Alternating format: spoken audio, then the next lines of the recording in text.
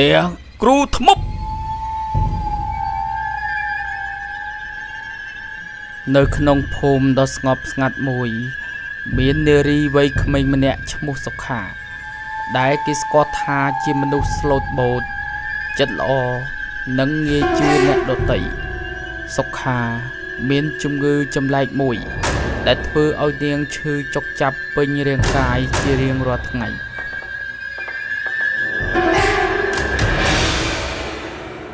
គ្មានគ្រូពេទ្យណាអាចព្យាបាលនាងបានទេថ្ងៃមួយមានបុរសចម្លែកម្នាក់គេបានប្រាប់សុខាថាមានគ្រូថ្មប់ល្បីឈ្មោះនៅក្នុងព្រៃជ្រៅដែលអាចសណ្ដំវិញ្ញាណដោះអំពើនិងព្យាបាលជំងឺចម្លែក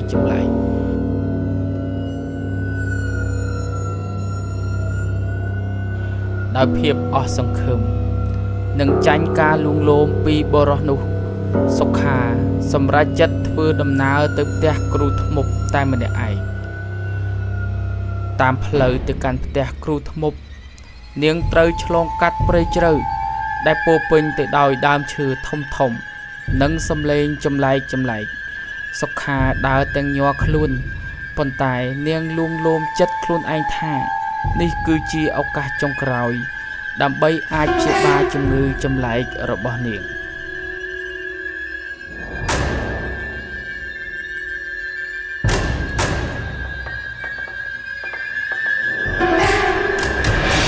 ពេលសុខាទៅដល់មុខផ្ទះគ្រូថ្មប់នាងឃើញផ្ទះឈើចាស់មួយដែលមានសភាពទ្រុឌទ្រោមជញ្ជាំងរបើកនិងខ្យល់ត្រជាក់ចម្លែកបានបក់មកកាន់រាងកាយរបស់នាងទ្វារផ្ទះបើកចំហហាក់ដូចជាអញ្ជើញនាងឲ្យចូលនៅខាងក្នុង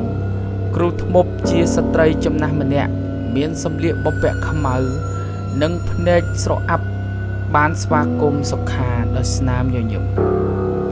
គ្រូថ្មប់បាននិយាយថាជំងឺរបស់នាងមិនមែនជាជំងឺធម្មតាទេវាជាបណ្ដាសាខ្ញុំអាចជួយព្យាបាលបានប៉ុន្តែនាងត្រូវតែស្នាក់នៅទីនេះមួយយប់សុខាដែលភ័យខ្លាចប៉ុន្តែគ្មានជម្រើសក៏បានយល់ព្រមស្នាក់នៅនឹងព្យាបាលផ្ទះគ្រូថ្មប់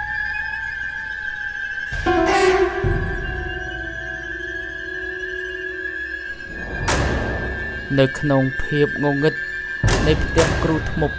សុខាត្រូវប្រឈមមុខនឹងភាពភ័យរន្ធត់ដ៏ចម្លែកស្រមោលខ្មៅដែលមានរាងដូចបិសាចនិងព្រាយបានហោះជុំវិញផ្ទះស្រាប់តែវិញ្ញាណគួរឲ្យខ្លាចមួយដែលមានតែក្បាលអណ្ដែតនៅលើខ្យល់ដោយភ្នែករបស់វាសុទ្ធតែឈាមនិងមាត់ញញឹមគួរឲ្យខ្លាចបំផុតក្បាលនោះបានហោះមកជិតត្រចៀករបស់នាងហើយបានខ្សឹបនៅភាសាម្យ៉ាងដែលស្ដាប់មិនបានប៉ុន្តែសំឡេងនោះបានធ្វើឲ្យសុខាព្រឺរួមវាអណ្ដែតនៅគៀកមុខនាងដកដង្ហើមត្រជាក់ចេញពីមាត់ដែលគ្មានឈាមធ្វើឲ្យនាងស្រែកឡើងដោយភាពភ័យខ្លាចភ្លាមនោះមានសាកសពមួយដែលគ្មានភ្នែកដែលមានស្បែករលួយបានលូនចេញពីជ្រុងងងឹតនៃបន្ទប់ភ្នែកទាំងពីររបស់វាគឺជាប្រហោងខ្មៅងងឹតដែលហាក់ដូចជាមិនអាចស្រូបយកពន្លឺបានសាកសពនោះបានលើកដៃដែលសិតតែឆ្អឹងនិងប្រឡាក់ទៅដោយស្បែករលួយនិងធំក្លិនស្អុយបានចាប់ទាញជើងសុខាដោយកម្លាំងចម្លែកធ្វើឲ្យនាងដួលនៅលើដីដ៏ត្រជាក់នាងព្យាយាមរលាស់ខ្លួនចេញប៉ុន្តែក្រញាំដៃរបស់សាកសពនោះរឹតជើងនាងជាប់ហើយទាញនាងចូលទៅក្នុងភាពងងឹត